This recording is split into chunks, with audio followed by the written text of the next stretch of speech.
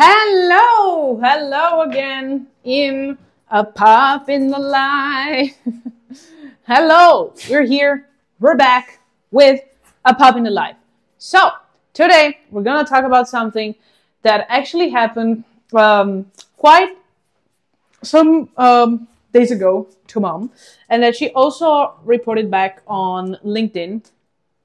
And that, to be honest, I find quite I wouldn't say weird, because it's not weird, but it's something that I wouldn't actually advise. I would advise you to avoid. That's what I meant to say. So, Mom has a company car. So that's what she has. Car is not hers, and she, has this bundle of services that she just uses all together with the car. And so, in spring 2024. She got a WhatsApp message that said, hey, it's time to change tires and you need to put on the summer ones and, take away the winter ones. And some days after, Mom is like, okay, when can I come? And so just so you know, there is a threshold in which you need to change your tires, which is usually mid-May and mid-October. So basically, she asked, okay, when can I come? And they're like, okay, I'm sorry, we just can on the 19th of June. And so Mom goes fully entrepreneurial and consultancy mode.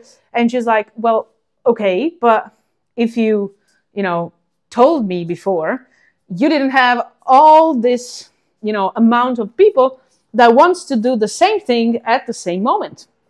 And you maybe will begin to manage the flux or the inflow of activities and customers before having less problems.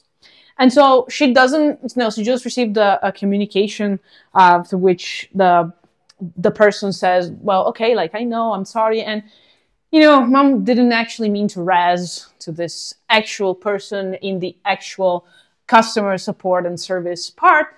But mainly what she was trying to do was actually being able to actually give a feedback that might potentially be reported internally to just make the flow better.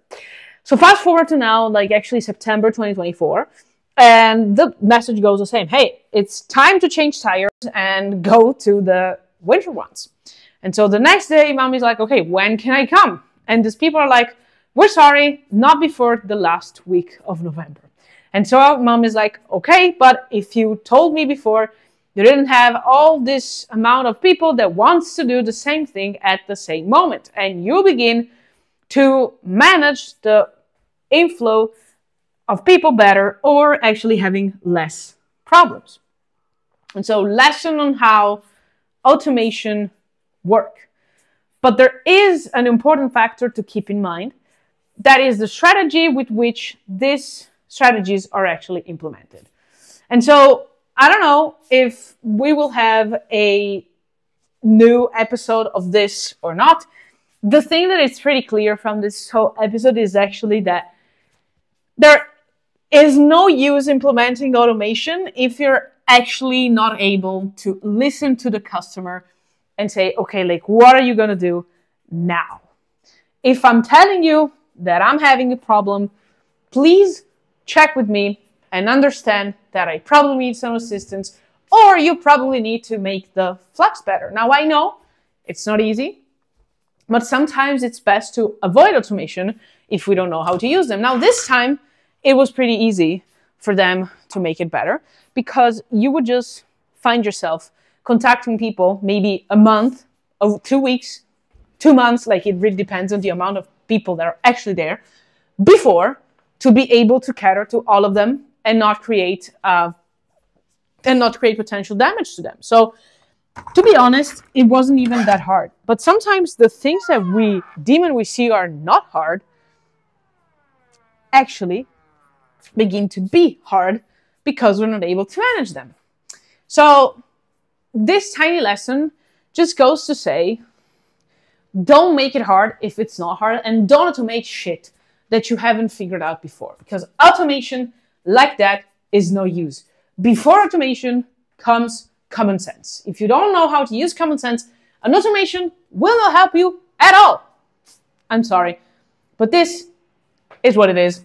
I'm a dog, and I still understand this. So this is all for now. We will be on vacation for a couple of weeks now. Sorry, a couple of weeks, a couple of days. So if you happen not to hear me, that you know why. But we're gonna come back soon, and we probably also try to be with you as soon as possible. Now I will send you kisses, hugs, and a bit of barks. Bye.